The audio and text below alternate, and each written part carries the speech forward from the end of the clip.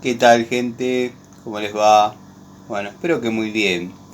Video cortito, video de Siciliano en su taller, a modo de shorts, para, bueno, mostrarles todo lo que sacamos de la caja de tubos.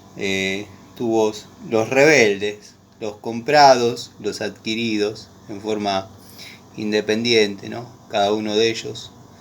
Así que bueno, se viene la tarea de ordenarlos en una caja, clasificar un elenco en pulgadas, un elenco en milímetros. Y bueno, se incorporó la llave manija que para no seguirles haciendo perder el tiempo, bueno, decidí dejar esa unidad. Quizás podría haber puesto la de Baco, pero como digo, estas unidades son las que tienen la esencia de los tubos rebeldes.